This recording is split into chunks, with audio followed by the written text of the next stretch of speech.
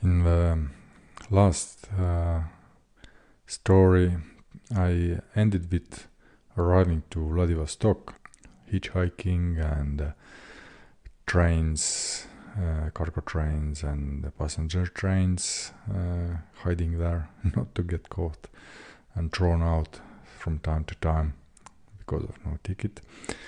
But when I listened to my story, which I told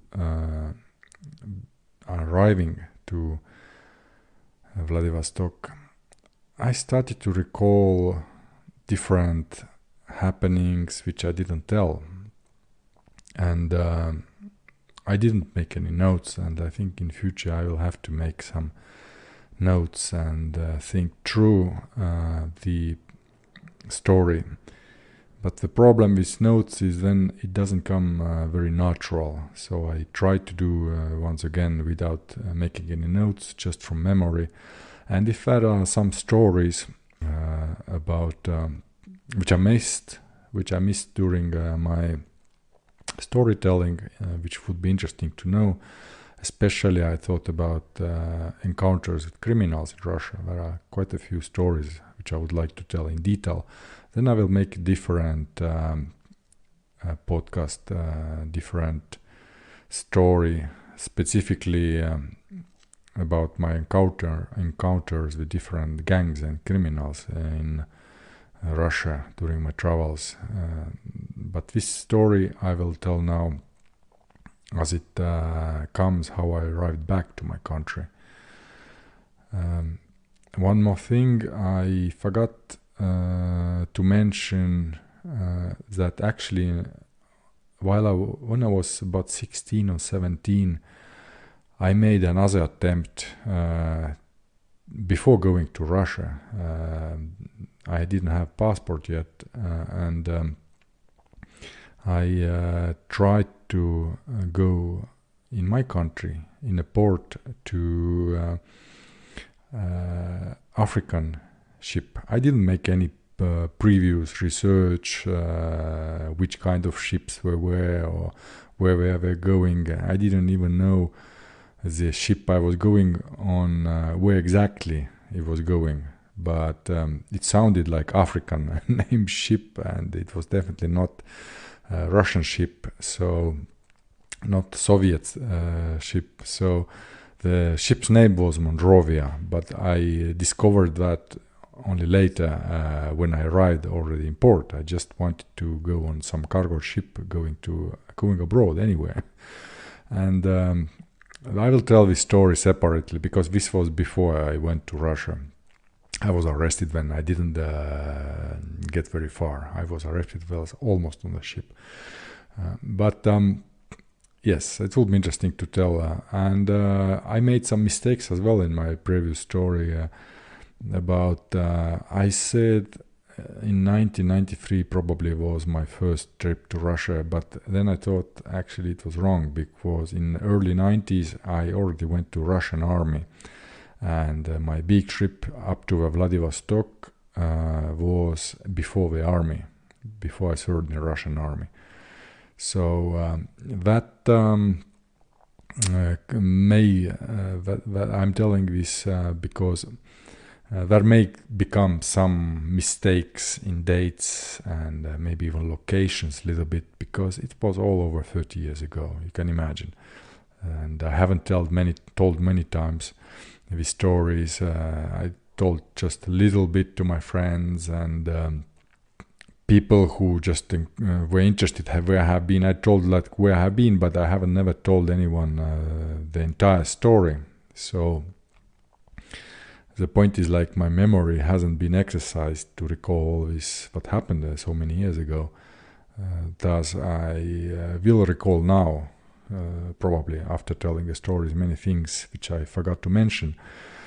But the date was meant that not in 1993. I went to first big trip to Russia was in the late 80s, and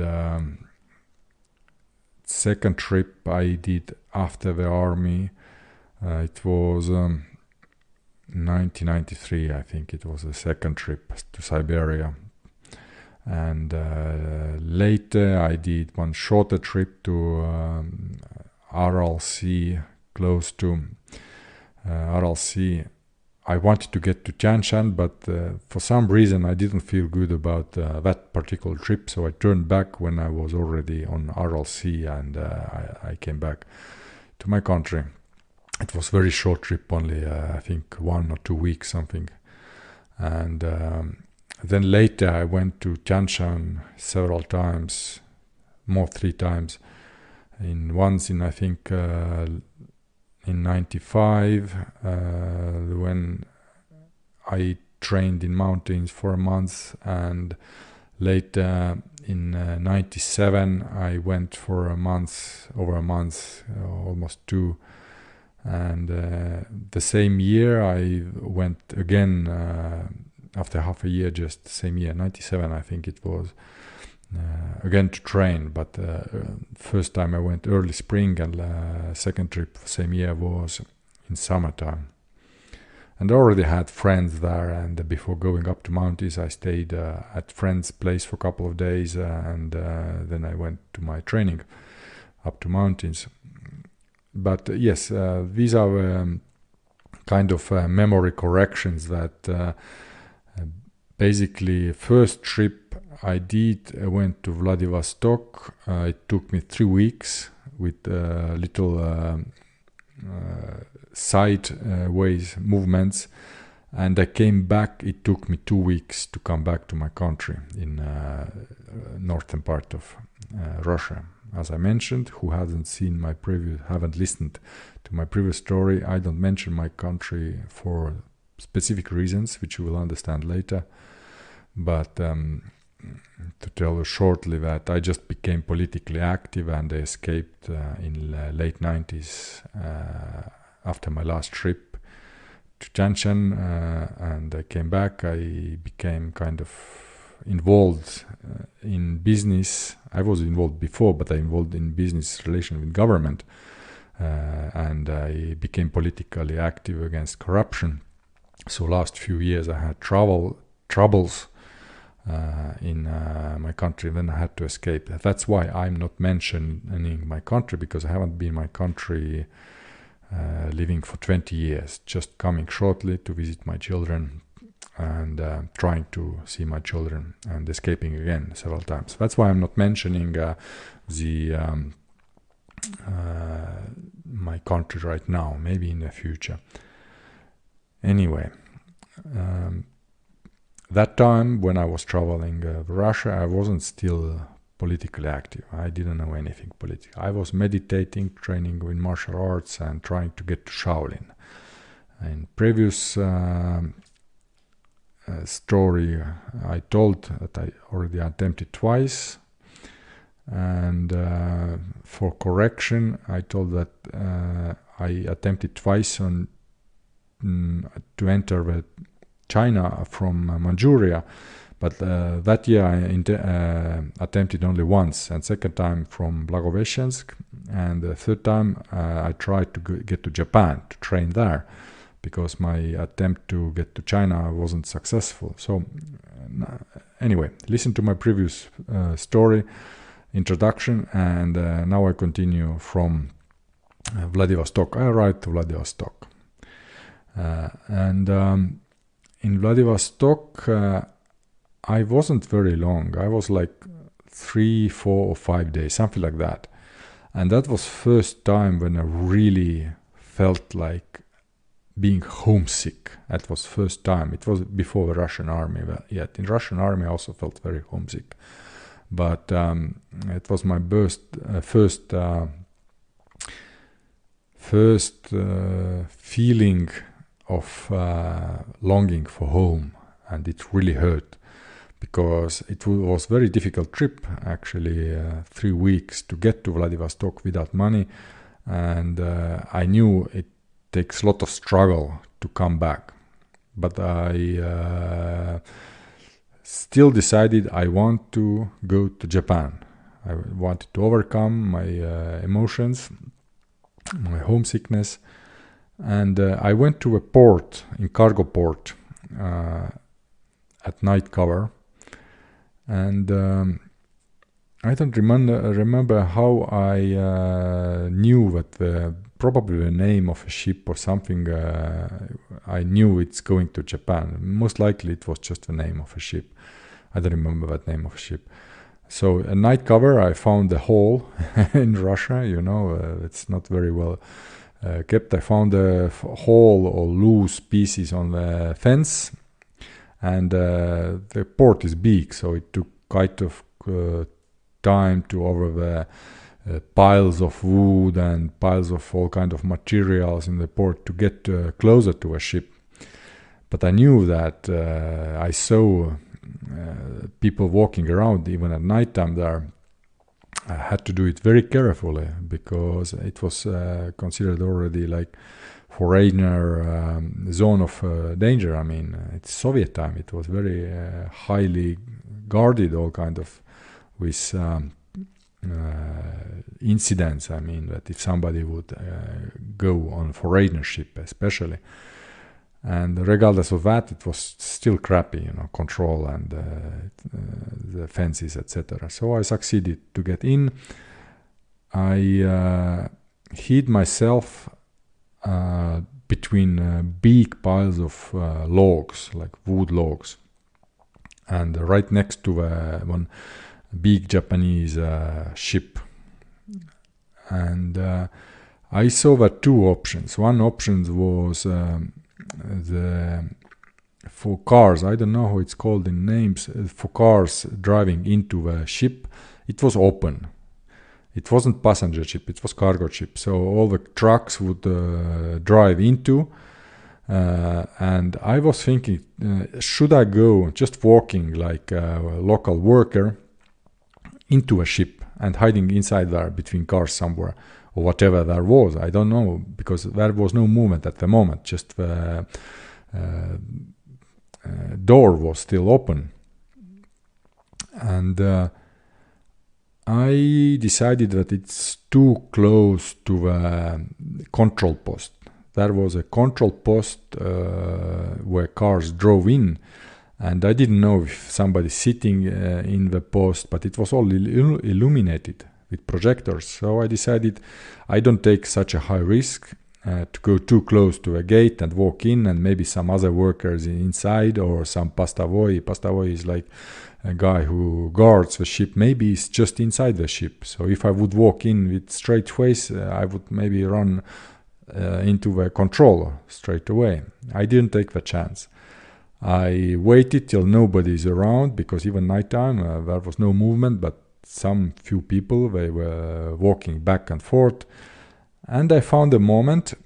The second option for me was to climb on the rope.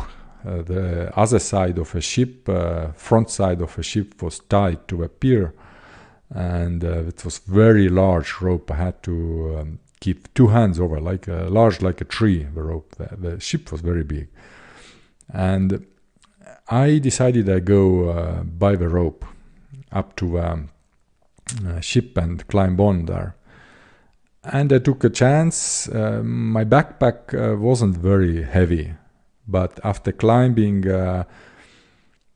about 20 meters height, I think, something like that, I was completely tired. And the rope weight came over. It came through a hole which was round, and I couldn't grab anything on the there on the ship. It was impossible. I didn't have any option to climb on, and I was sitting on there, I think, like few minutes, and thinking, what's my next step will be? Should I just rest a little bit, hanging onto a rope, and try after a few minutes of rest again, just little by little, to actually I did try. Yeah, I rested a few minutes, and I started to pull me on, but the backpack, even if it wasn't too big, it was still heavy, because I had lot of conserved food in my backpack because I didn't know how long the trip will be. I prepared myself. I told the last story, the Chinese gave me some money when I helped them on Chinese border back in Manchuria. So from this money I bought a lot of food, conserved food, and it was weighting me down. I wasn't able to get on the ship. So I decided, okay, I have to empty some of heavy weight from my bag. I'll go down, I'll eat some, and try again. So during my slipping down, when I was slipping back to a pier from the rope, there was just one trawler, I think it's called trawler boat, who pulls the big ships, was just passing by. Just bad luck, I would say, bad luck. I was slipping down, and when I was in the middle of a rope, the trawler boat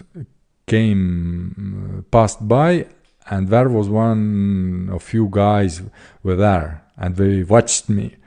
They didn't say anything, they didn't stop, they passed by, but I was quite sure that they will tell someone, or either by radio or arriving where we were going.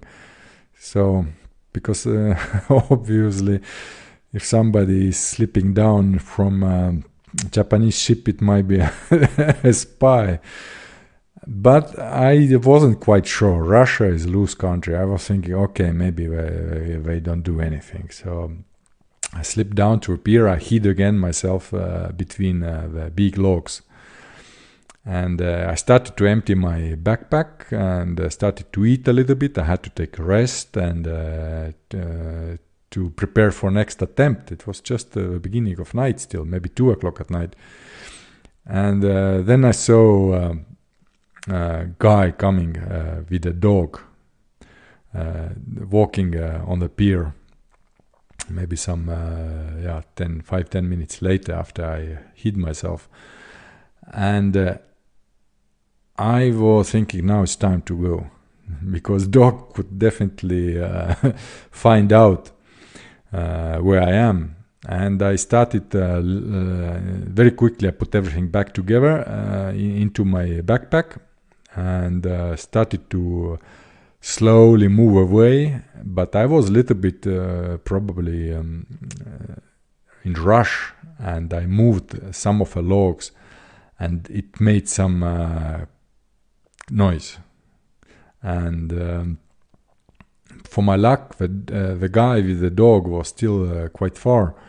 They didn't know exactly where the noise came from. So the guy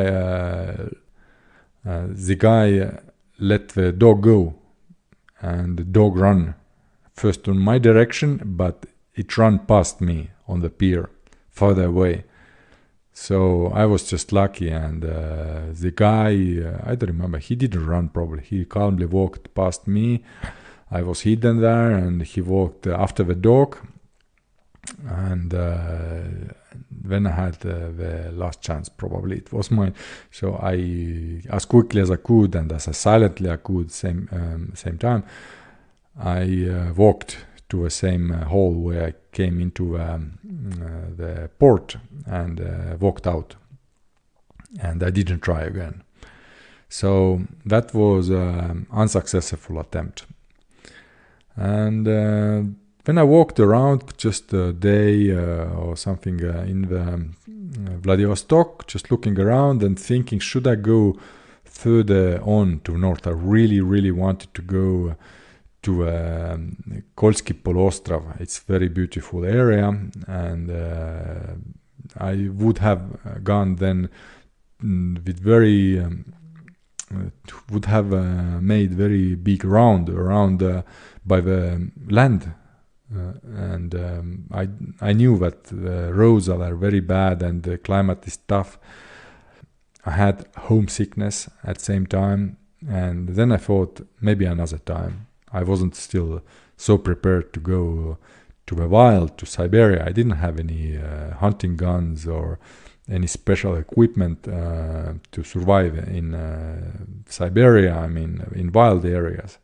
because everywhere where I traveled, I traveled pretty close to civilization. I could anytime ask help. But going to Kamchatka, it would have been, I suspect, of my capacity, out of my possibilities. So I made decision to come back home. And then I jump passenger trains mostly. I think. Let me think. Yeah. All the trip I came with passenger trains, but of course without money. So how we usually went to train? I tried to go to a train by scheduler, which was going to my direction. One of the first persons, and or one of the very last. Why? Because very last, when is the control is not standing on the door, not controlling the tickets. And if you're very first, I just tried to pick up the wagon, which is where there is no control standing outside, and try to slip in. And as soon as I went in, the going first was better always, because then I could hit on the third level of the in coupe wagon.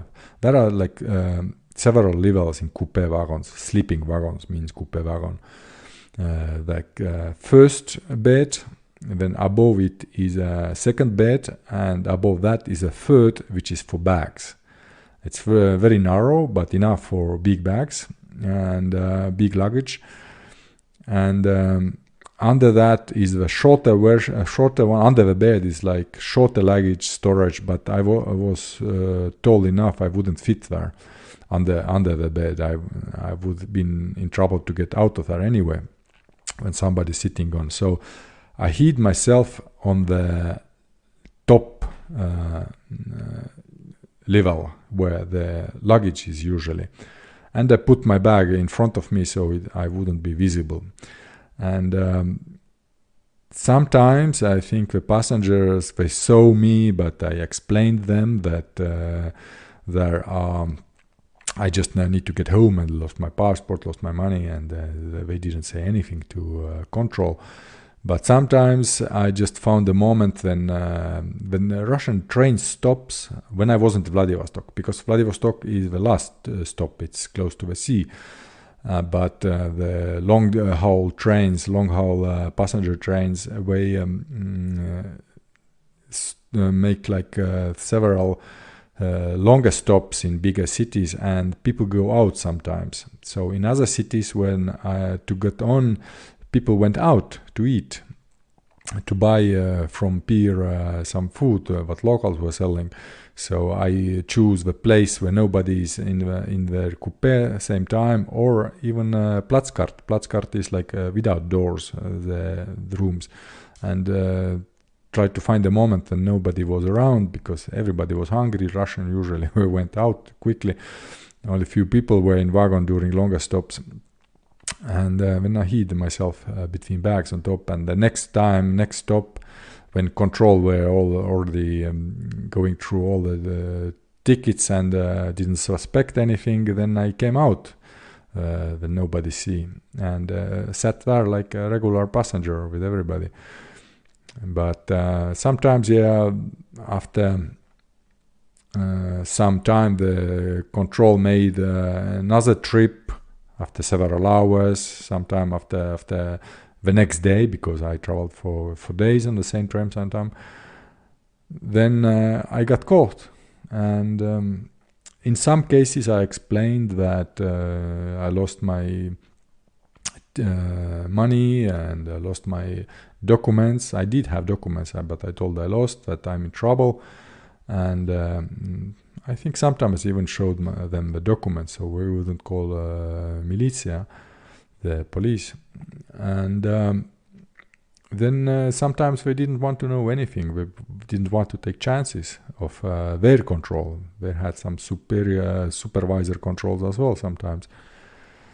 And I didn't have money to bribe them. They would have taken money.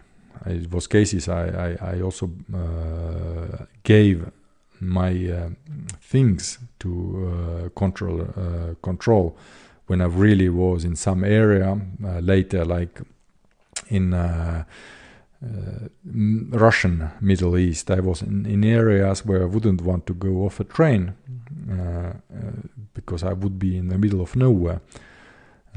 And then I gave them just bribe with some things, which I didn't have much things, but I still had to give just to get to the next bigger city. But yeah, so I got on without money basically. And about the things, I actually, it was actually only once I think I gave my cell phone. It was already in cell phones. It was in 1997, I think. I bribed one. I told I give you.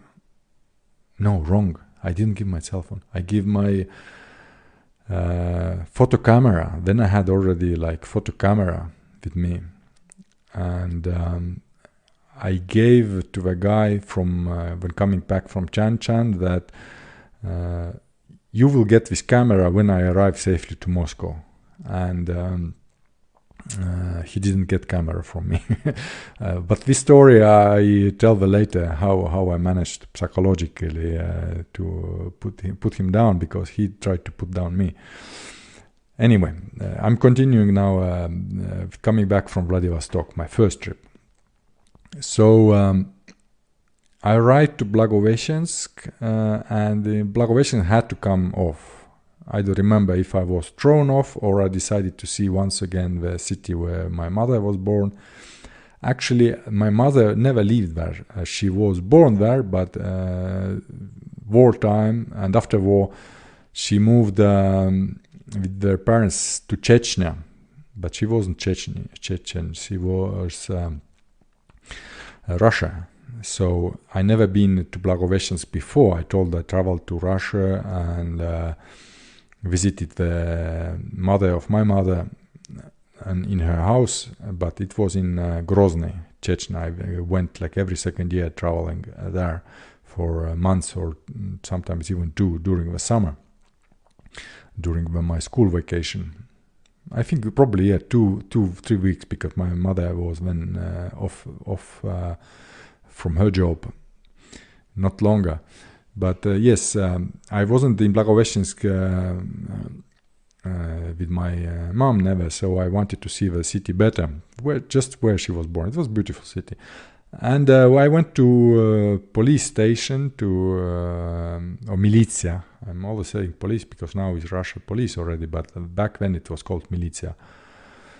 So I went to militia station and asked them that could they provide me any document that I have lost my passport, that I want to get back home. That this document would be easier to get on passenger trains, they wouldn't be thrown out all the time, or wouldn't have to have such big trouble on getting on there.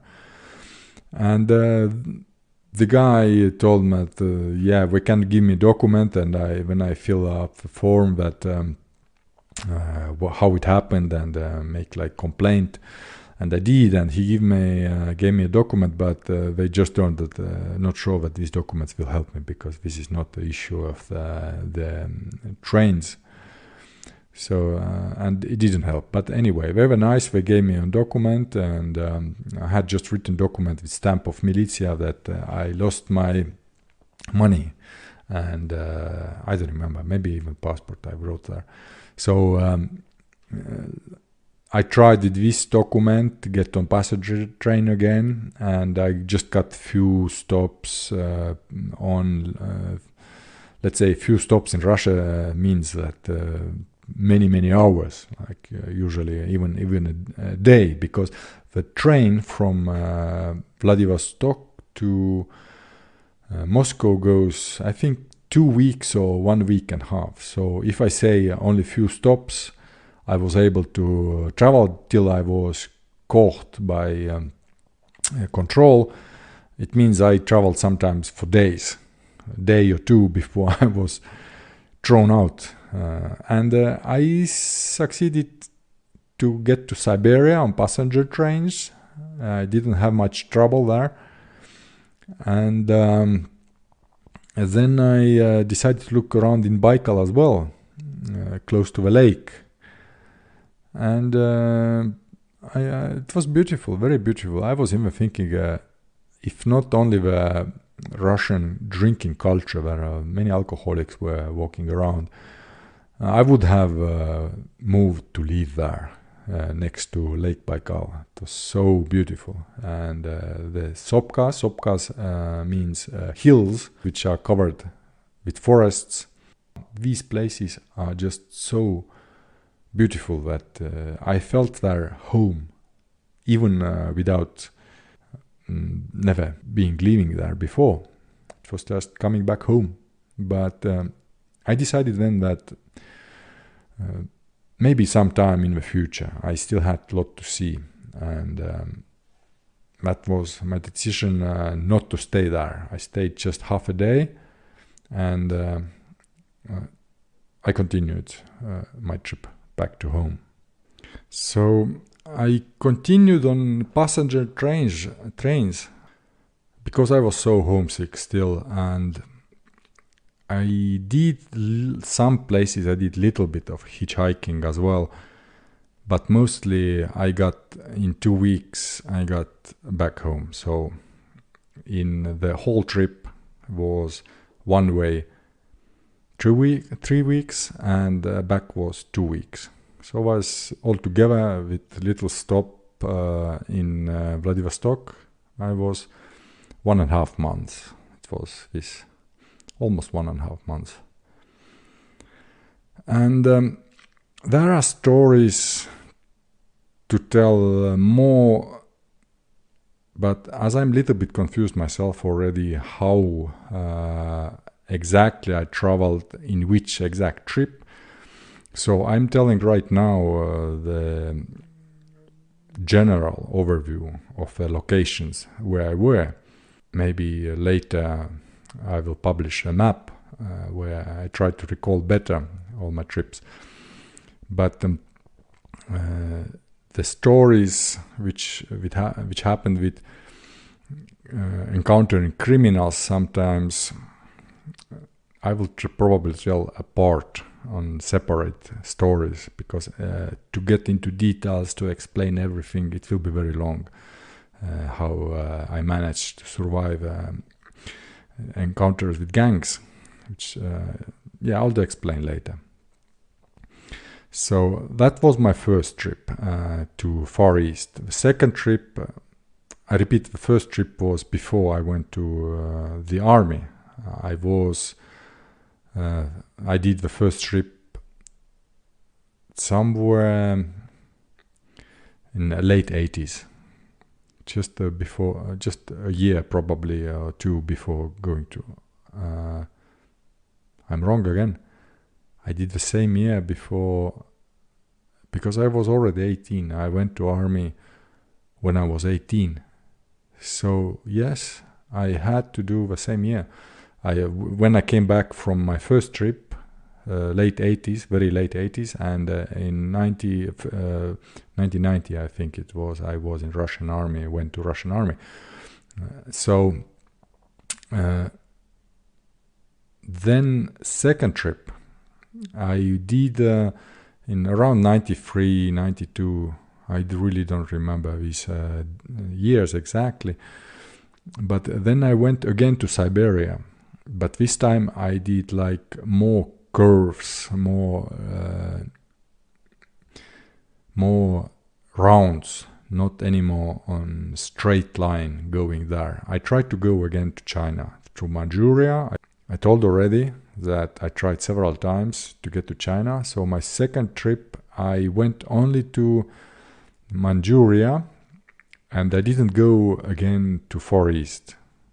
I came back to Baikal because I didn't succeed getting in with my new passport to China. And yes, now I start to recall the second trip in early 90s. I tried also twice to get China, but from other ways. So that was my I suspect that was my first trip to Chan actually, yes. I came to Baikal, and instead of going back to European part of Russia, I turned, after coming of course through Siberia, and it was a long trip, and in few words it sounds like it's fast, but it was pretty interesting and beautiful trip. And I will tell one place where I liked the most before going to Russian Asia, the Chanchan and Middle East. I stopped over in Krasnoyarsky Krai because somebody told that on the train, probably somebody told, when you arrive there, you have to see the Stalby. Stalby means, I don't even know. Anyway, the Stalby, it's called Krasnoyarsky Krai. These are stones, which are very huge stones, probably from Ice Age or something. And there are hundreds or tens, many tens of them are these. And they are, like, if you know, Siberian trees are pretty high. They are like 3-4 times higher than the trees, and they are like not like mountains. They are like stones, huge stones, and they are above the ground, very high. So they told me they are unique in the world. You have to go to see them. So I stopped over in Krasnoyarsk without just passing by. Went to visit in Siberia the Stalby, and I climbed on top. And that was probably my only time in my life when I scratched my name on top of one of stones. I never done before, never done later. It's not my style of putting my names anywhere. But it was very hard to climb on there. The people were just watching around who visited these places, and they told me you should not try to climb on them because they are stones. They are not mountains, stones. They are slippery. I had to find cracks to put my fingers to or whatever way I could get on top of there. And I got on top, and it was so beautiful view. You could see all the Siberia up to horizon, and then I scratched my name on one of these. It should be still there. You never know. One can, but you don't know my name, so I keep it secret for now. I don't remember if I did scratch my date of being there, but I did put my name on there, or initials. I don't even remember.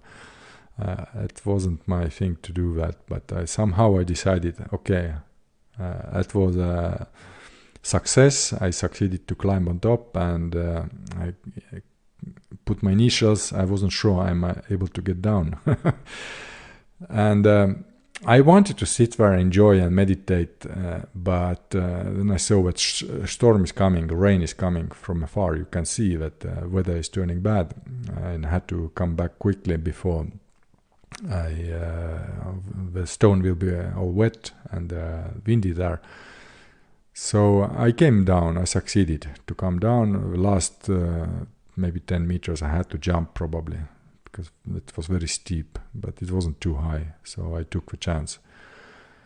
So then I started to go to Middle East, direction to Kazakhstan, and hitchhiking, and somewhere in Semipalatinsk region, I guess I also took a cargo train once, because there was so few cars on that area where I happened to be that I didn't have any option. I just saw the train was actually going further away, train tracks, maybe kilometer away. I saw a train, so I spent maybe half a day trying to hitchhike, and I wasted just my time.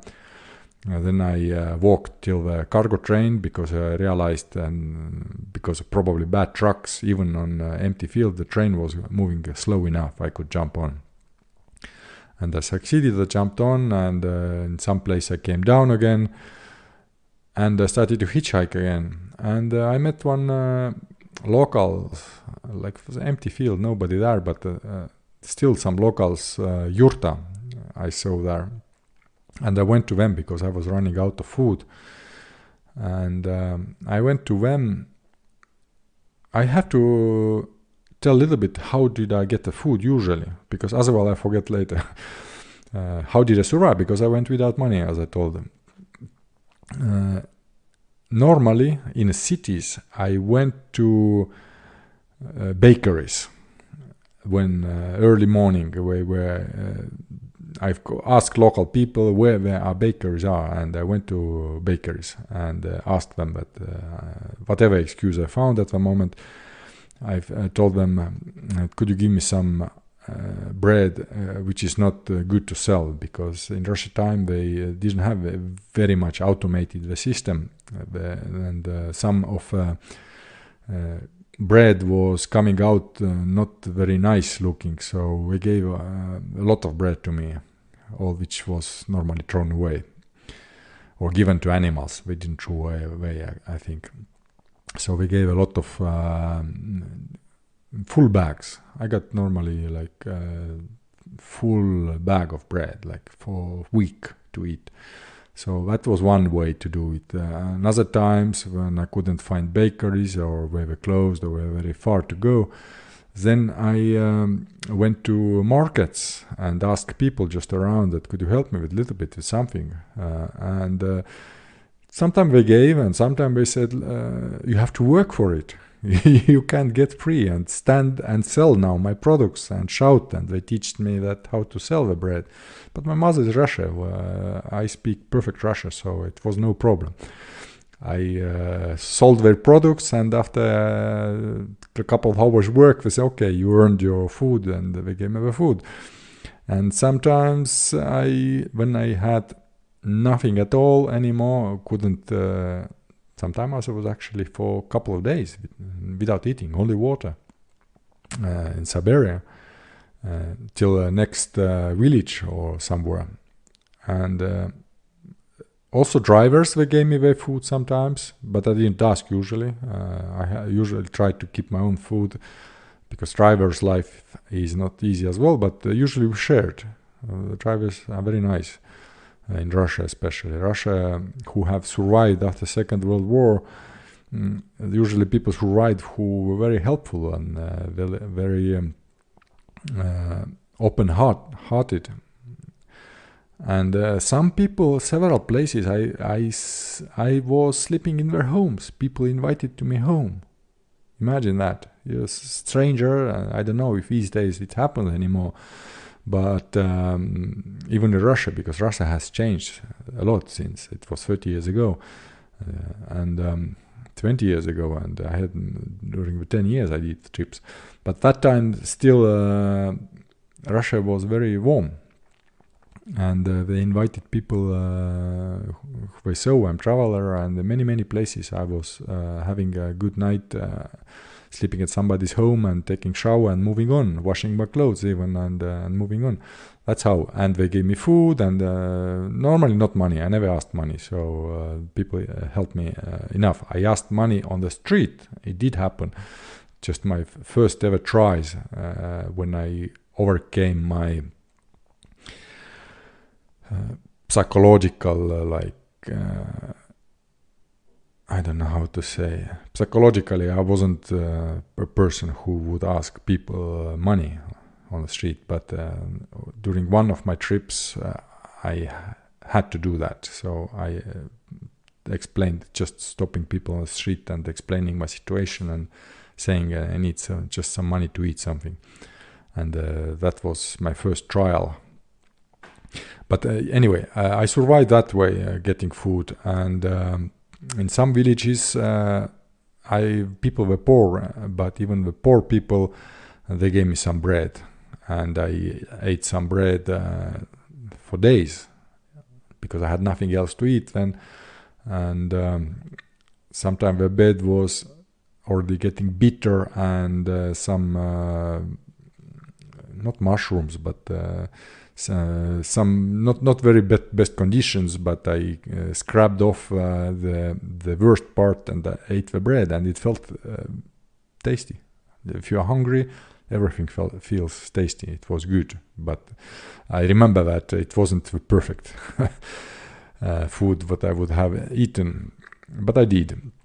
And so continue on when I arrived from Siberia to Russian Middle East, and after jumping off some cargo train, I saw a local yurta.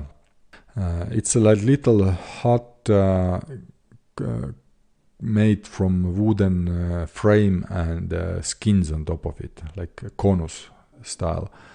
And they had several yurtas and animals around, and I walked to family there and said if I have some food, and they invited me in, and they gave me some food, and it was my first time when I actually had also a piece of horse meat.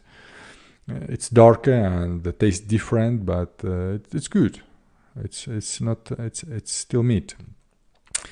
And they gave me some dried milk. I don't remember how it's called, but it has a specific name. So it's pressed and dried milk. It's not cheese, but it's kind of very, very salty thing. But it kept me alive for a while during my travel.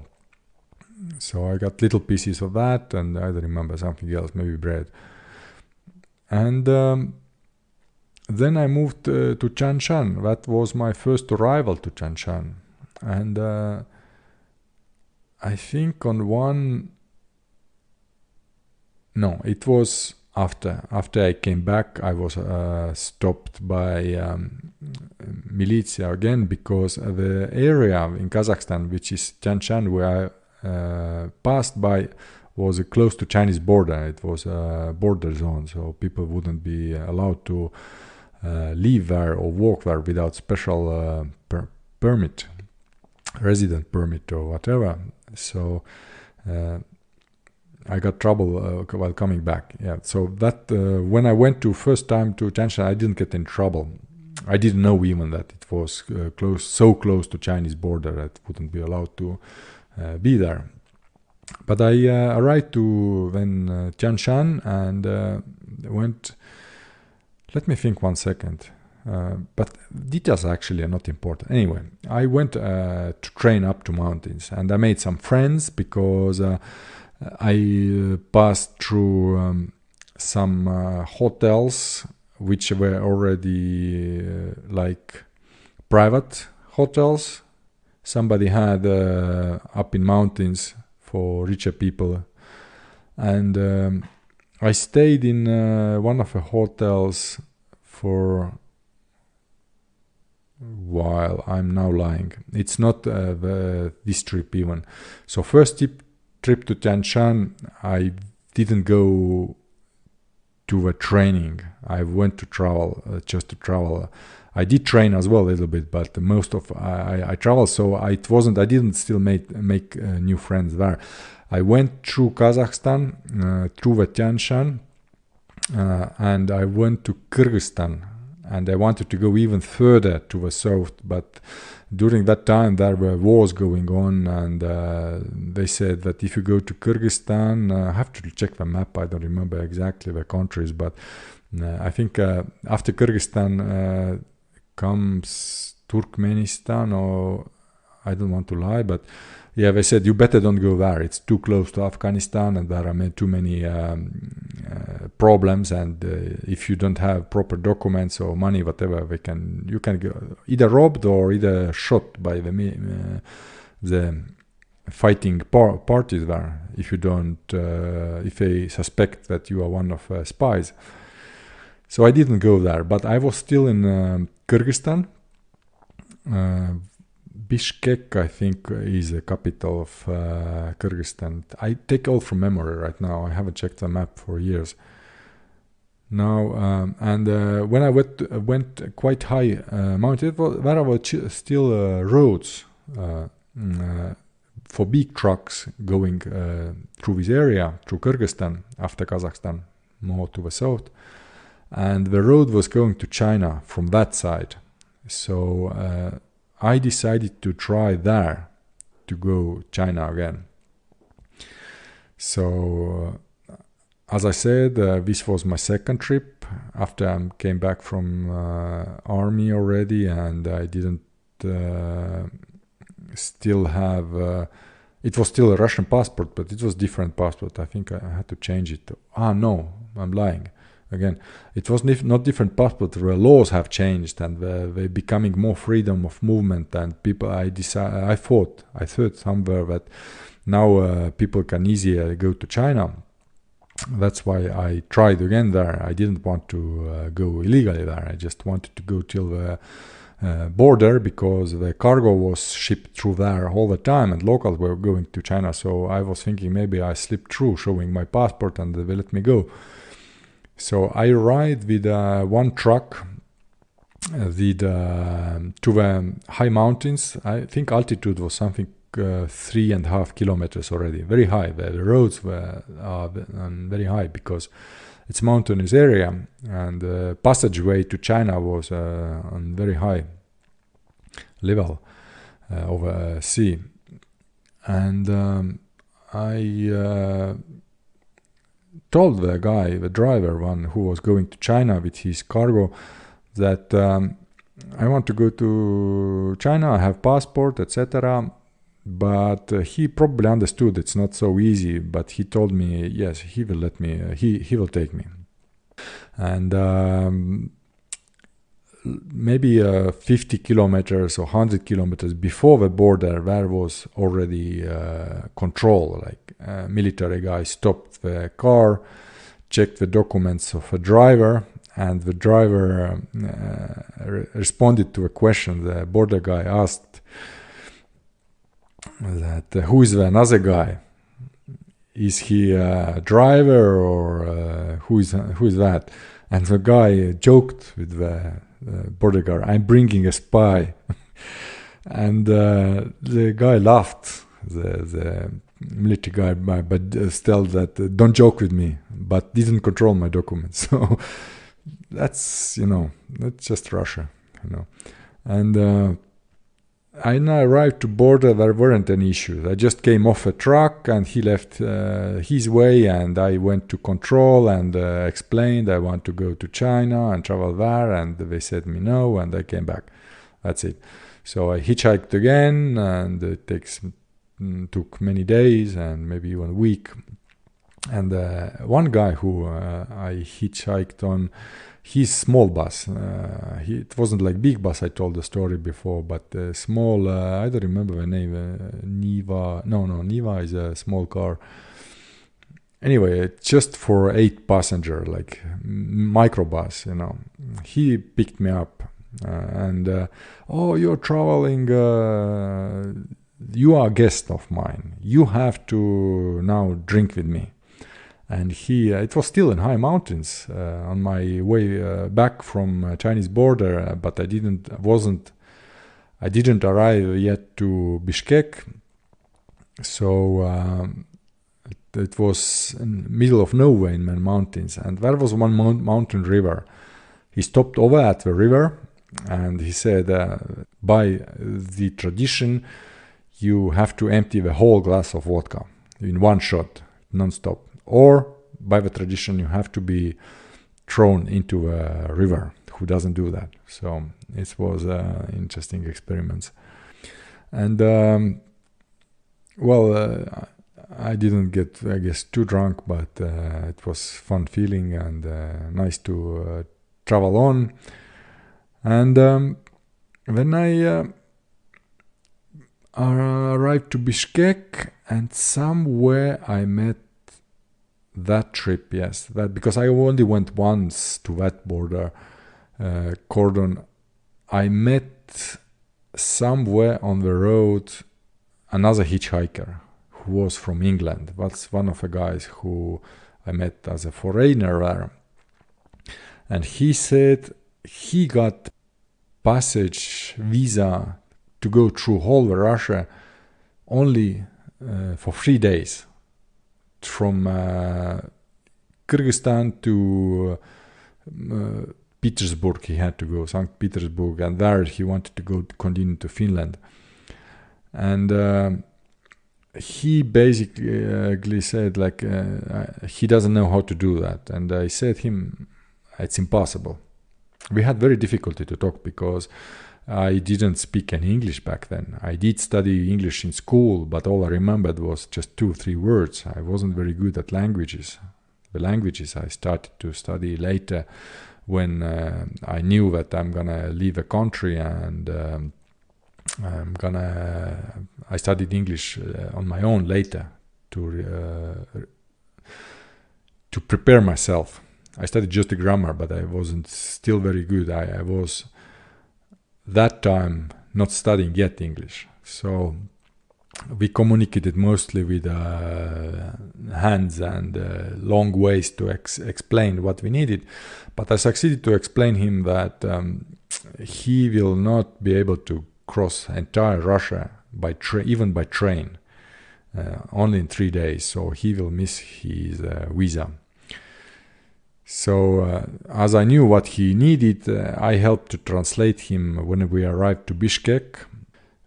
I went with him together with a consulate or some passport, some kind of organization we found out. I don't remember details, but I helped him to get a longer visa, maybe 1 week, in order to be able to arrive to Finnish border, to go through all the Russia to travel. And then he paid my ticket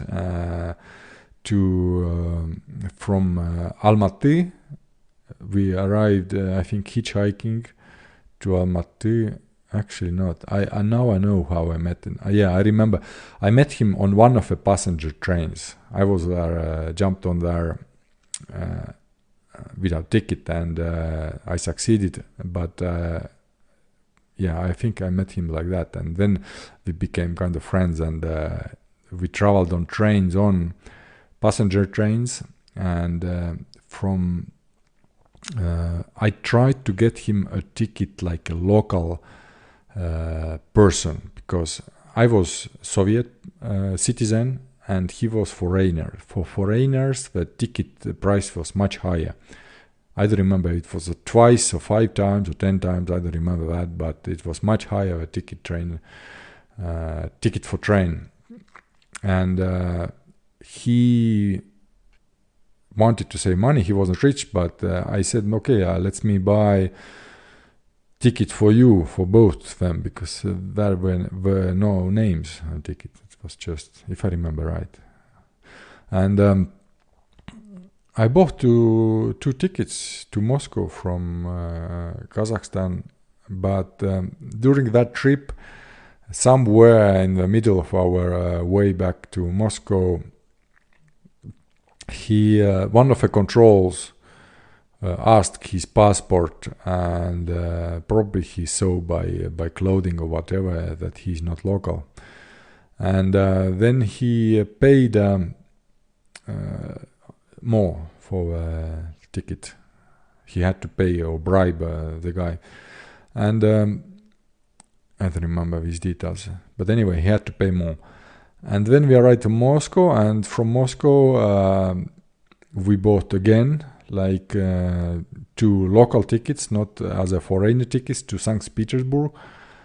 And there I advised him to play like he's sick. He lost his voice, and we passed by without being controlled. So only I showed the ticket for my ticket and his ticket, and he got cheap ticket from Moscow to St. Petersburg without any problems. We got off. He went to Finland. I went on to the north to the Kolan half island. I wanted to visit there.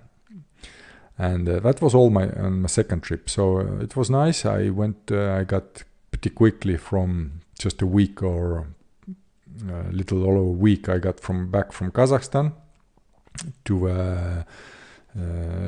St. Petersburg, to Moscow, and from there to St. Petersburg. And from there I went up hitchhiking, because I didn't have any money.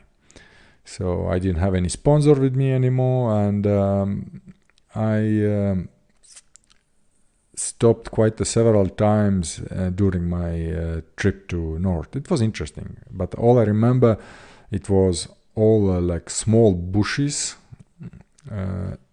in this area to the north. Some areas where forests were completely dark black. That I also remember. And funny thing was, there was some little river, or not river. It's a tiny, like, it's not river. It's a water source. Let's say water source, and there was dripping water for cars who pass by just to collect to take some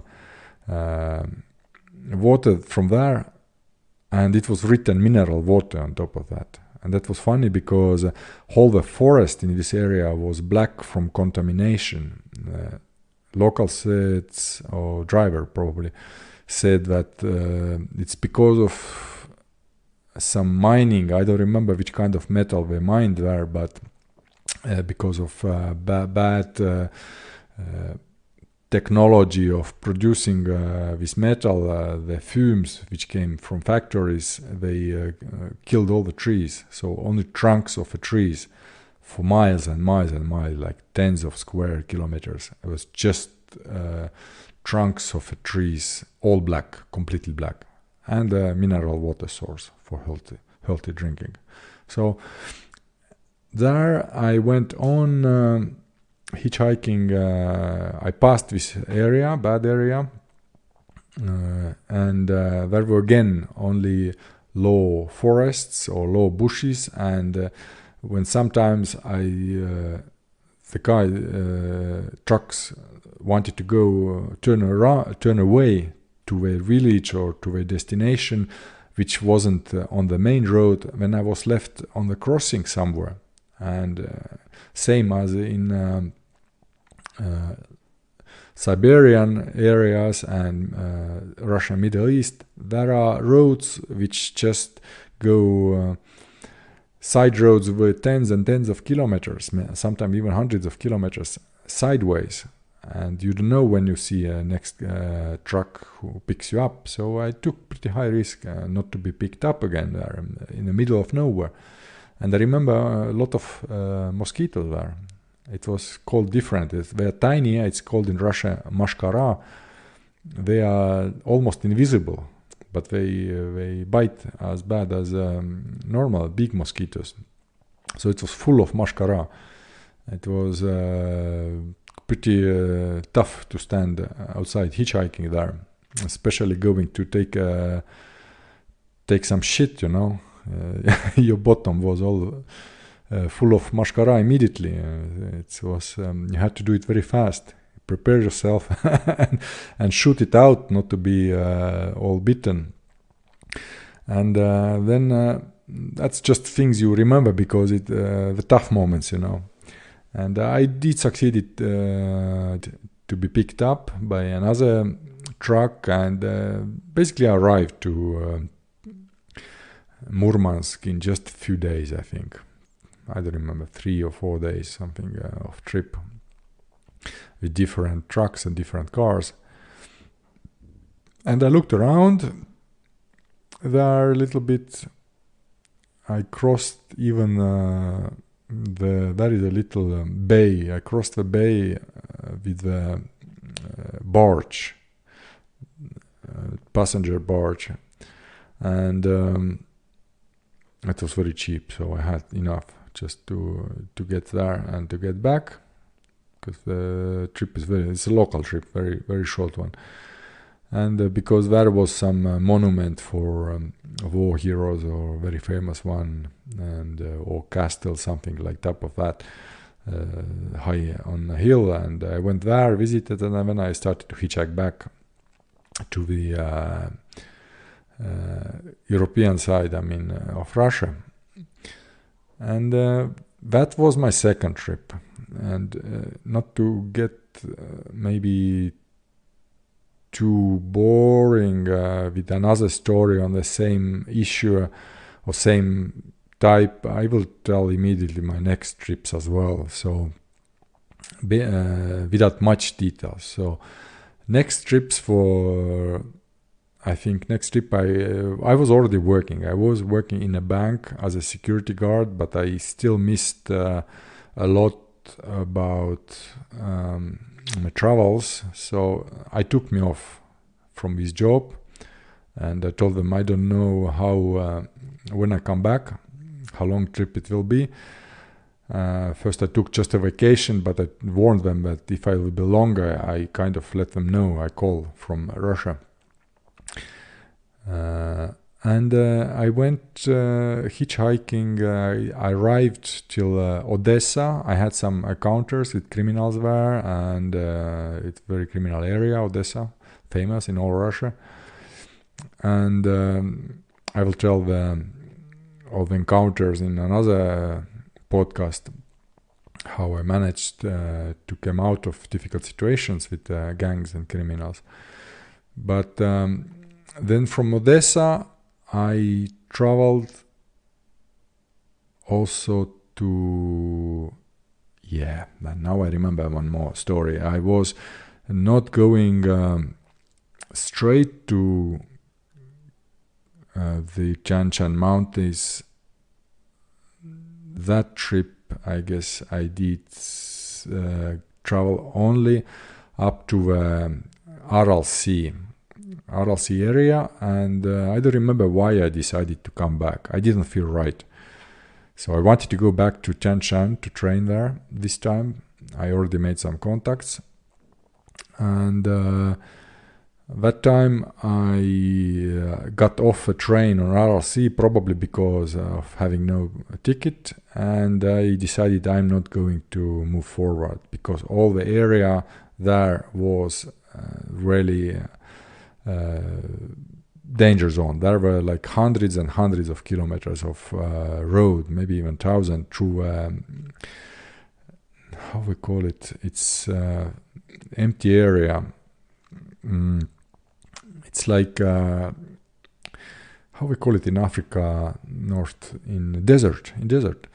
So in Russia as well, there are deserts, quite large one, and there they are called the Road of Death. So I didn't want to hitchhike and try train without money through this area. There were roads of death, they called, for hundreds and thousands of kilometers. Then I came back. I decided, when I go to by another route maybe, or next time with money or whatever. So I came back to my country and continued to work. But it was 2-week trip, and I saw a little bit of beautiful Russia. And on one of trips, actually twice, it was once, I went to Chechnya, because I knew my grandmother was still living there. It was before the war started, right before the first Chechen war started. She was still living there, because later, when first war started, my mother went to pick up my grandmother and brought her to my country, and they sold the house. Somebody still bought her house. Because they didn't know that war will be very bad. It goes further. But then I hitchhiked through Chechnya, and I went to Baku. And maybe it tells a little bit about me, but I will tell you one interesting thing is, like, I was so much into traveling that I did visit, while I passed through Chechnya, Grozny, I did visit the house of my grandmother. And, I don't know if to feel shame about it, but I saw my grandmother there. I went to her house because I knew where he was living. I was every second year when I was child and younger, I was visiting with my mother that house, and I remembered all that area very well. And I took the right tram and arrived to the right place and right house, and all by memory. And I went to her house and waited there, maybe like 10-15 minutes, and I saw her coming out. She had little garden, but I didn't even say her hello. I thought, when I come back from my trip, because I was coming through the same road. I just watched her. She was alive, she's okay, she moved around there. Because I knew if I will be, maybe because I knew that if I will go there and she knows that I'm going to somewhere dangerous area, because there were many war zones, even in Baku and Armenia and Georgia, all these areas were all the war zones. She wouldn't let me go there. So I didn't tell her, I just saw her, she's okay. And I watched her just a few minutes, and I turned back and continued my trip to Baku. And from Baku I wanted to move to Armenia to want to visit there. But then I talked to several people and also local policemen, militia men there, and they said better don't go, because there have been just a big national issues between the hundreds of people killed between each other, and you better don't go. There are war, how we call martial law there, and the tanks are on the street, so you better don't go there. And then I didn't. I just stayed in Baku a couple of days. I liked the city so much, very beautiful city. It was even back then. Now we say it's more beautiful, it's built up, but back then with like all the buildings and very hilly. Baku is very, very hilly, very high hills are there, so roads are mountainous roads there. And I asked one person, could he find me a job? I had asked many people I could find a job. I actually had a teeth, one tooth was aching so much I couldn't even bear it anymore. So I asked the local dentist who would be affordable. And I went in Baku in some old area of town. When they advised me to go, there is an old dentist who is already on pension, and he will do it for very little money. And I entered his house, and I saw it was a wheel with the foot. He was moving around with like a sewing machine was the drill to drill the tooth. So I decided no, I'm not going to get treated by this dentist. Even though he could have been good, but so. I didn't let him to treat my tooth. I just bared the pain until the pain subsided, luckily, in few days. And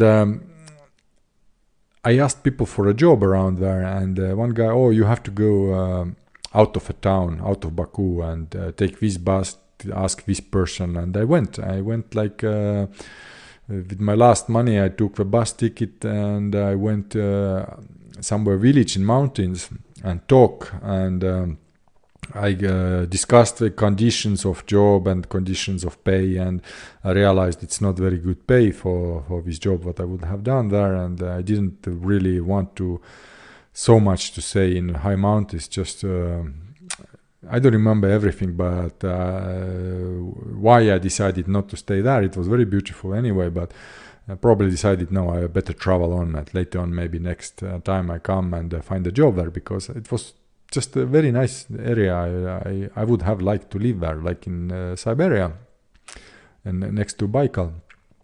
And then I came back to Grozny, and in Grozny I went visited my grandmother. Then I talked to her, and just said where I was, and she thought I'm crazy probably, but she didn't say anything bad about it, and I didn't stay long there. I just said that how family is and how mother is, my mother, and that's it. I moved on, and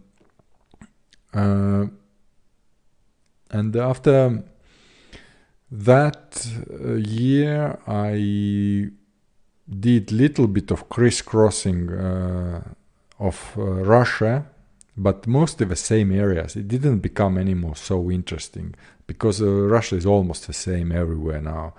I mean, in the sense that I've seen already so much that I didn't feel I need to go any different areas. I've been in Far East, I've been Siberia, I've been in Urals, I've been in south of Russia, the ex-Soviet countries, in Russian Asia, and the north. So there weren't any more new to see me. I already saw everything what I wanted to see.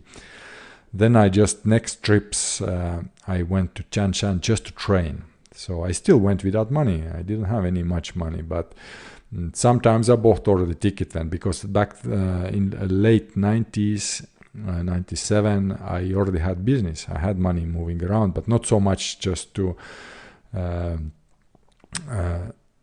buy trips with planes or whatever, because I had family already. I had 2 children and I didn't have much spare money. But I had enough. Sometimes I bought some places tickets where were difficult to get on.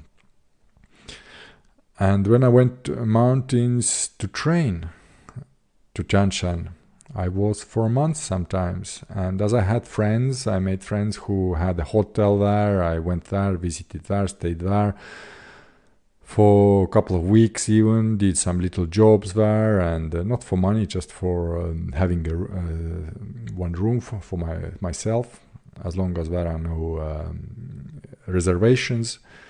And I took from the hotel my tent, leaving most of things behind, just a tent, and went to train myself higher in mountains for a couple of days sometimes. And I saw avalanches there, and it's very loud, and I meditated on peaks of some different, not very high mountains, but still about 2 kilometers or 3 kilometers maximum, maybe this area, weren't very high. The hotel was itself like 1.5 kilometers height location.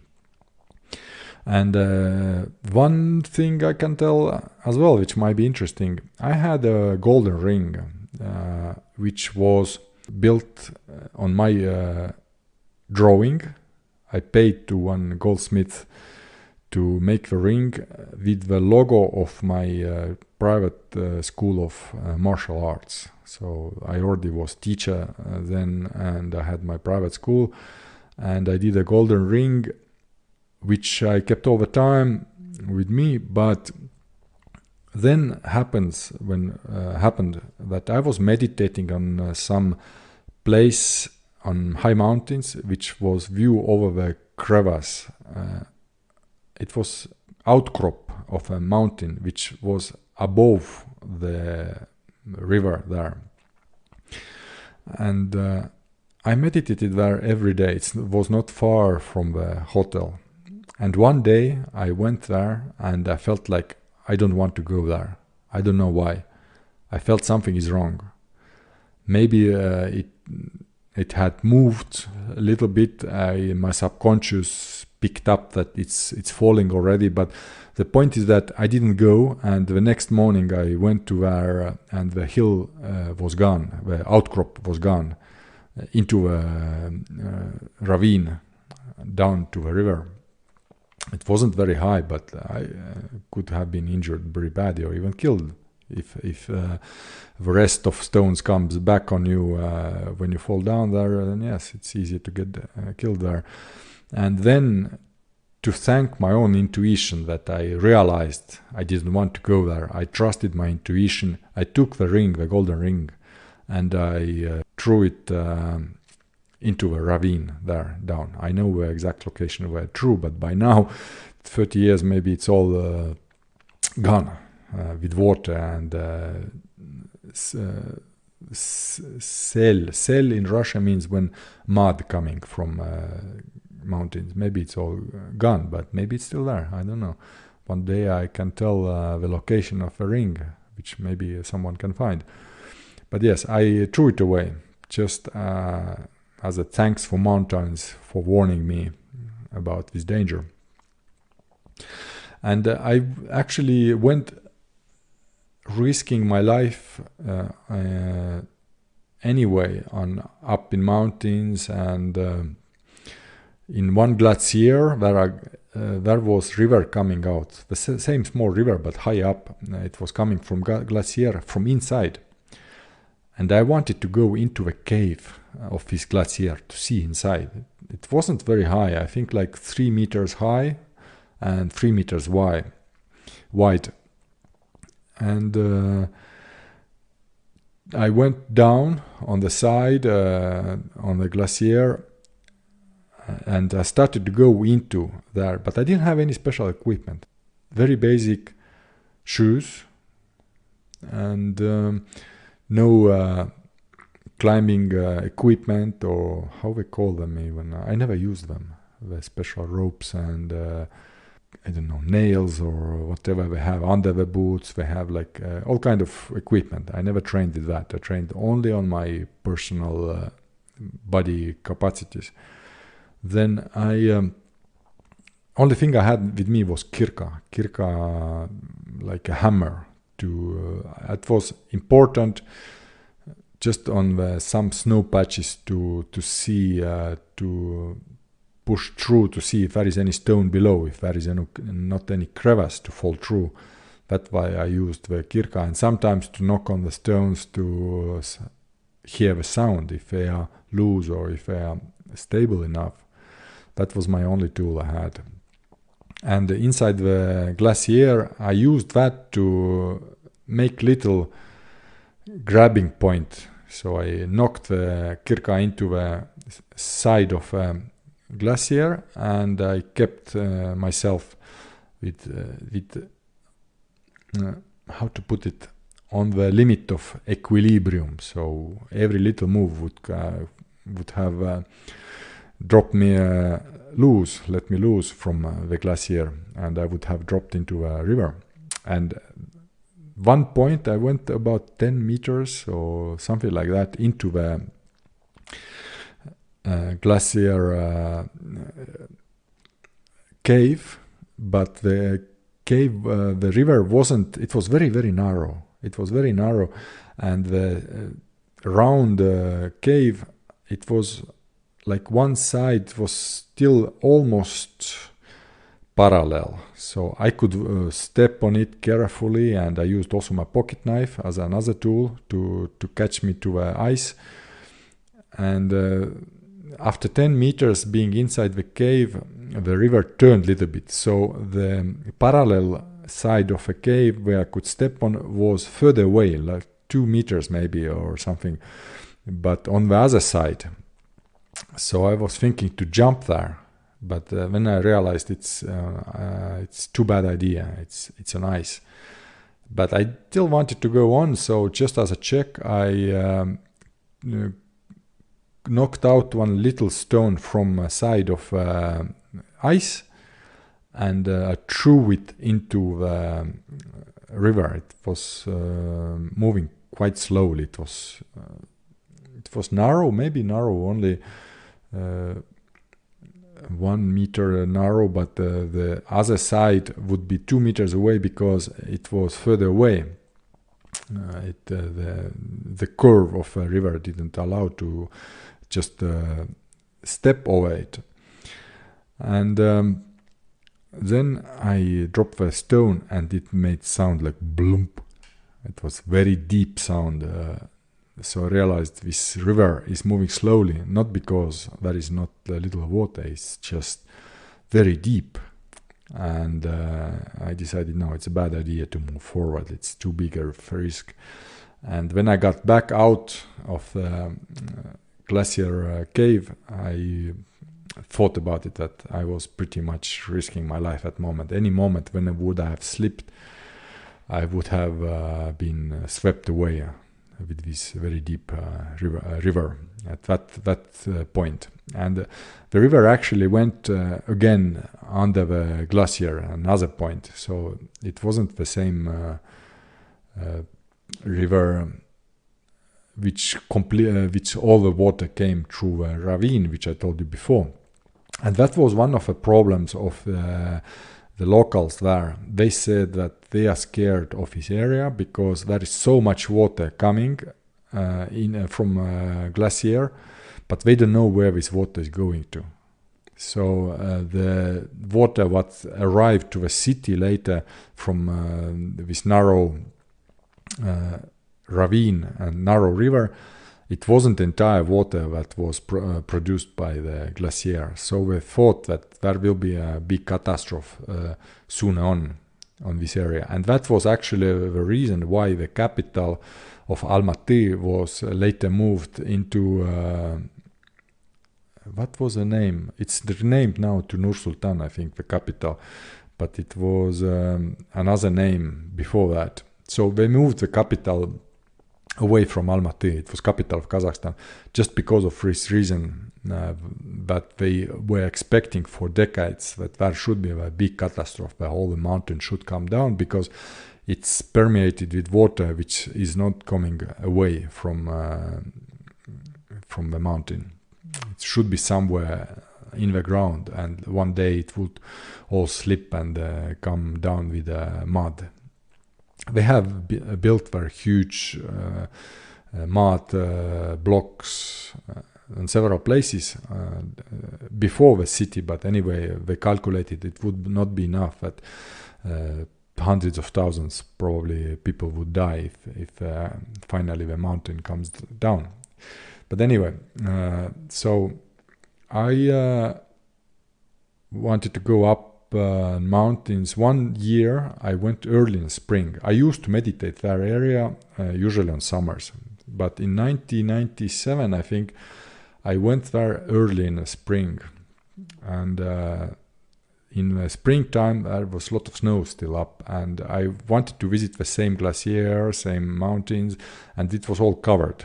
It was all covered with snow, and I heard the river sound under the ice and snow, and I carefully crossed it, and I went up the hill where I usually meditated, but I didn't succeed to go very far, because at some point the snow just fell like I dropped probably half a meter.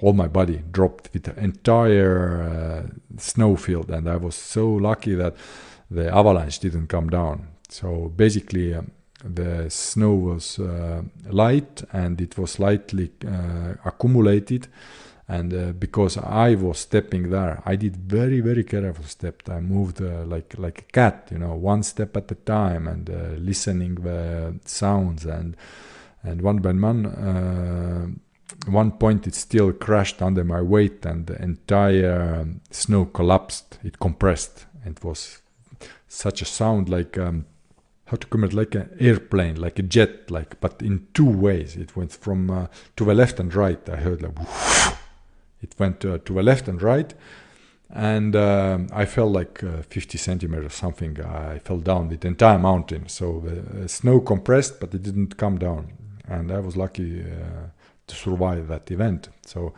I came back very carefully into the same steps where I stepped before, and I didn't go up to meditate there. So I came back half a year later in summer again to meditate there.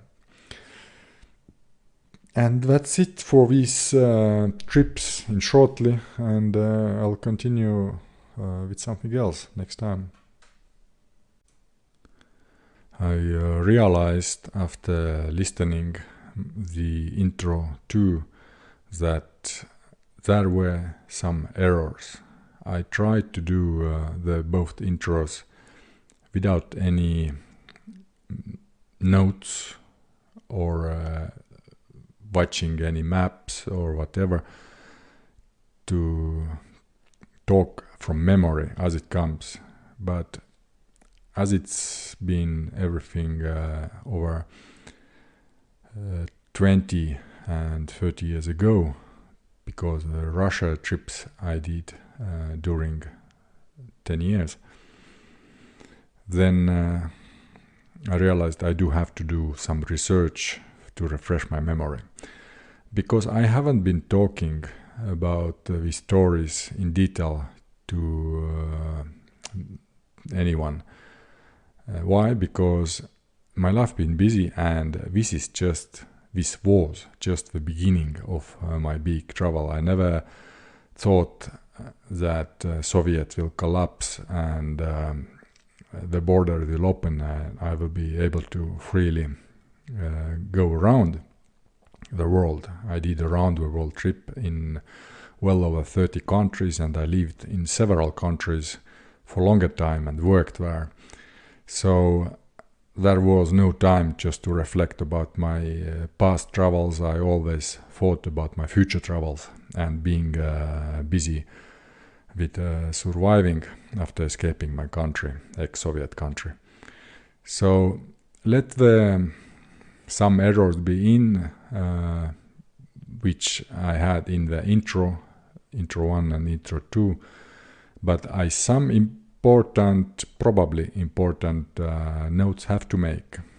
And now I already wrote down, after listening the second intro, that, for example, I told that from Kazakhstan I traveled to to Kyrgyzstan, and from Kyrgyzstan all further wanted to go to Turkmenistan. Actually, it wasn't. I checked the map, it was Tajikistan. It just sounds a little bit similar.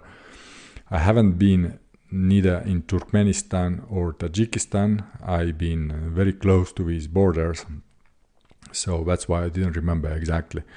So from Kyrgyzstan I traveled to Chinese border. From there on I wanted to travel to Tajikistan, but I was advised not to go there because of situation, a lot of internal national conflicts. And as a area like Grozny, where I visited later, I wanted to I went to Baku now I have a map in front of me, to Azerbaijan, and I wanted to go through Armenia and Georgia, and I was strongly advised not to do that because this time there were mass killings between different nationals who lived in their country. Like in Armenia we killed, if I remember right, Georgians, or we killed other nationals like Azerbaijan nationals who lived in Armenia, and I was told that people were killed by dragging them behind the cars alive, pulling through hair. And that was so bad, the situation, the mass killings, that tanks were on the streets. So yes, I wanted to go to see with my own eyes if it's true or it's just propaganda, but I was strongly advised not to do that, and then I didn't. And I went back to Grozny in Chechnya to visit my grandmother and so on. I told already this story. So next correction, which I looked about, when I crossed the border to Manchuria, I checked the map, and there was even antique Manchuria, and modern Manchuria is not the area actually where I tried to cross to Mongolia. And I all the 30 years I remember that this area is called Manchuria because local people told me, "Oh, you've been to Manchuria," when I told them where I'm going, and you wanna go through Manchuria. So I remembered that's Manchuria, but that's not correct. It's straight to the south from Lake Baikal, on the border of Mongolia, where I tried to cross it once first trip and once during the second trip. And later I recalled I tried even third time during the second trip, close to that area, just a few hundred kilometers or maybe 1,000 kilometers to the west side from that area, also on border Mongolia. I didn't recall immediately because I didn't went till the border. I was advised that it's not a good idea and you will get into trouble. So before arriving to the border, I just turned back and I didn't do that attempt. That's why I didn't remember. But when I looked at the map and everything, I started to recall that intention as well. So the next correction is about the train wheels changing. I haven't seen it myself, I was told to people when I asked locals that how come the trains come from China straight to Russia when the tracks are different sizes. I was told that they are changing their wheels, but it didn't happen on the Russia border. I checked on internet and the wheels are already changed on Mongolian border. So supposedly Mongolia has same size tracks with Russia standard. So the wheels of trains are changed when train enters from China to Mongolia and also from China to Kazakhstan. But this, if I remember right, is now the new train line. It didn't exist before, like 20-30 years ago. So next correction about mistakes. I told that I coming back to home to the north, but ex-Soviet country. It was just slip of word. North there is no special ex-Soviet countries. I was meaning to go back to the west, but as I was then traveling in the south and Russian Asia, then in my sense was first I had to go to the north, but then to the west. So that's why I said to the north, but I should have said that northwest of Russia. These kind of mistakes do happen and will happen in the future, but I will try to avoid them. So after traveling well over 30 countries, you can imagine the memory starts to a little bit fade on certain details and make mistakes while thinking on what to say. And thinking back, I had one pocket book, very small, like 10 centimeters or 15 centimeters, maybe a little bit bigger, maybe 20 centimeters. No, it was very small. It entered my pocket the book of world geography, and it was printed in ex-Soviet Union. And as you imagine, with all the secrecy in Soviet Union, not all the cities were correctly located, especially the military zone cities. Later I learned that the cities are actually displaced on the maps quite a bit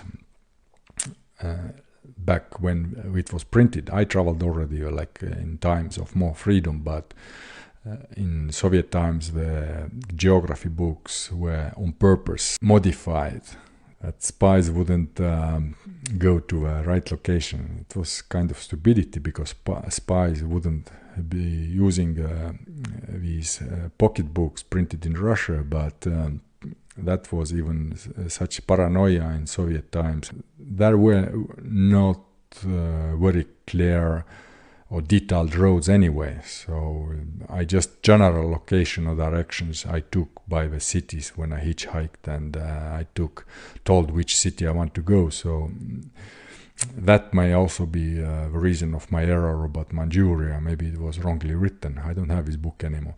But this book I used also during my first attempt to go abroad illegally when I was 16 years old or 17 years old, something like that, before having passport, before going to Russia.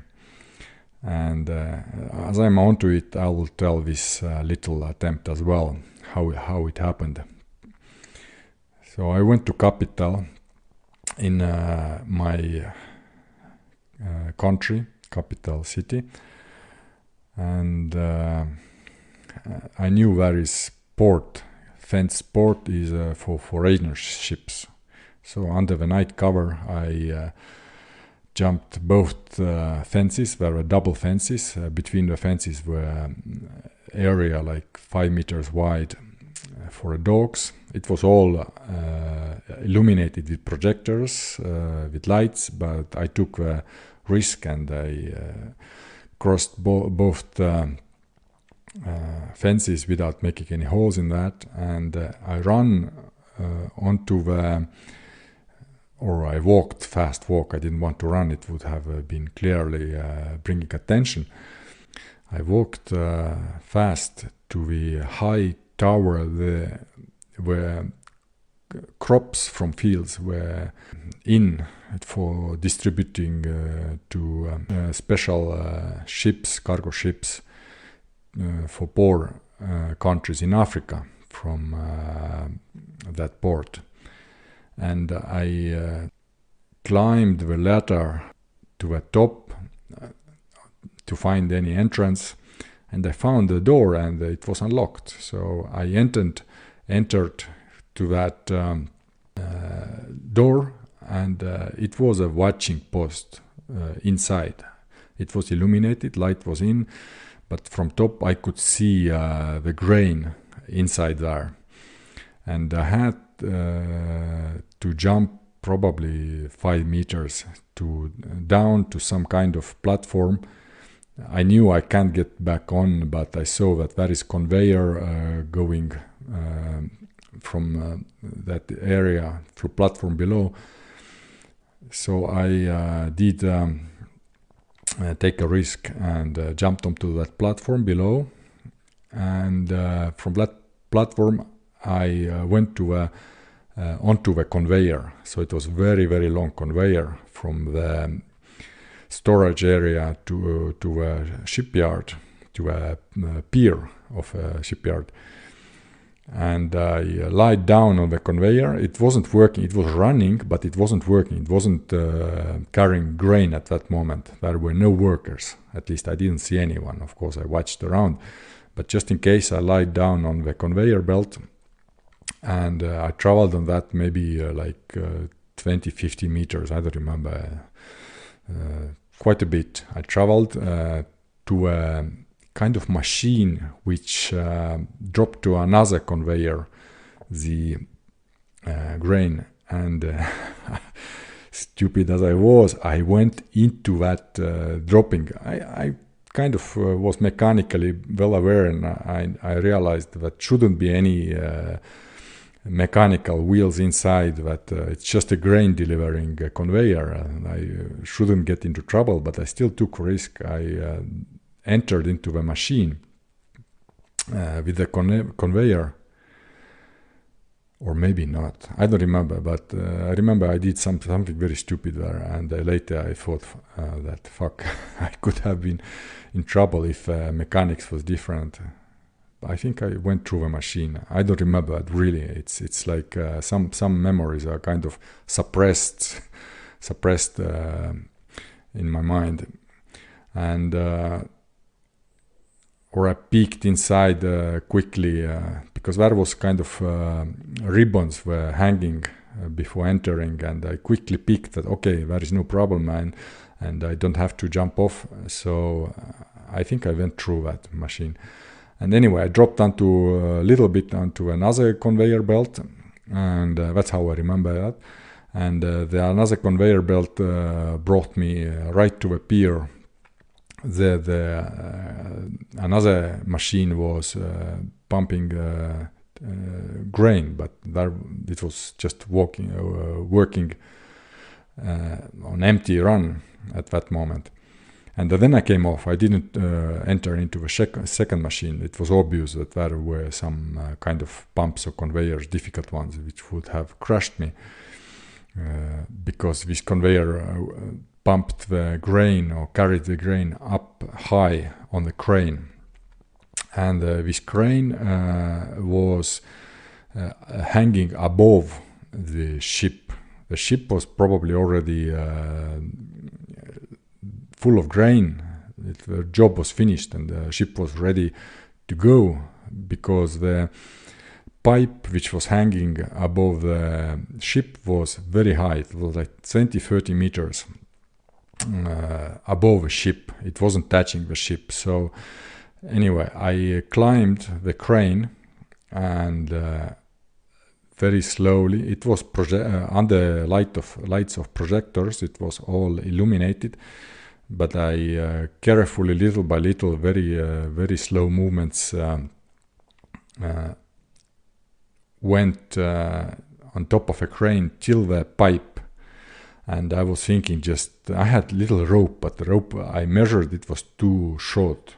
I think I had only maybe 10 or 15 meters of rope with me, and it wouldn't be still enough to jump onto a ship.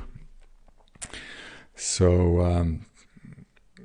I waited there. I just lied down right on top of a pipe on the far end of a crane, and just was waiting and lying there thinking that maybe later on the works will continue and the pipe will be put on place, or was just thinking what to do next and how to get onto there or take the risk to jump. And I also saw the guards walking with guns on the shipyard. And at that one moment, I just heard order in Russian, "Вставай," stand up. And the guy was right on top of me. I was on last end of a crane, but already a little bit lower. There was some mechanical piece platform. I lied on that platform, and the guy was right on top of me, like a few meters on top of me on the crane, and pointing gun at me. And for his credit, he came so silently that I didn't hear the soldier. So I was surprised, and I realized, okay, I'm caught.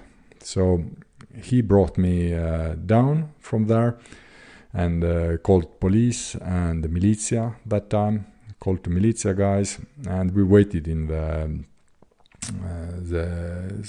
some room there till militia arrived.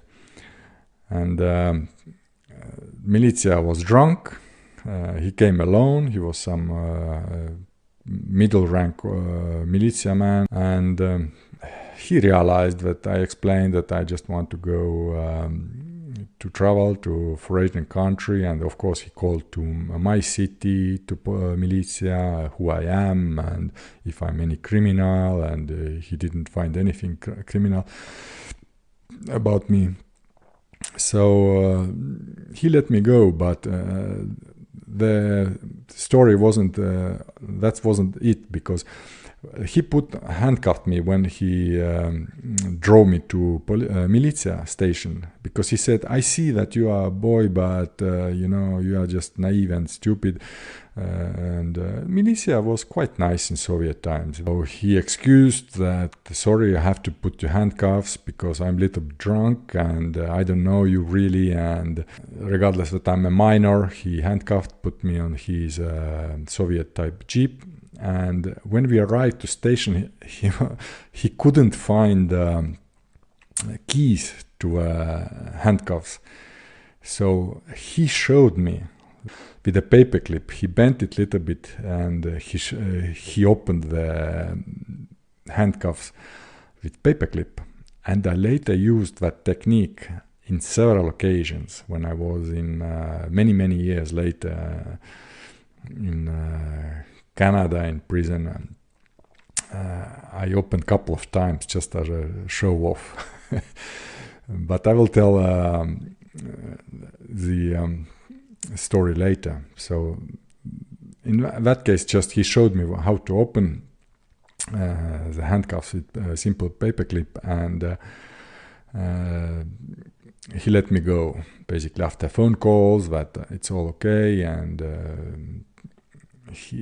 I also said I knew a little bit, of course, the Russian culture, and said that you shouldn't be angry on me because everybody of you gets vacation now, including the soldier who caught a spy, so to say. So they all get premiums and vacations home for a while because of success of their mission. And that's it. I think I used the same map than the pocket map. That's why I realized the ship name was Monrovia. I probably checked in the back of book in the list of cities or countries that what is it, and that this is African ship. But I'm not sure. I think I did that. Its memory is fading now already.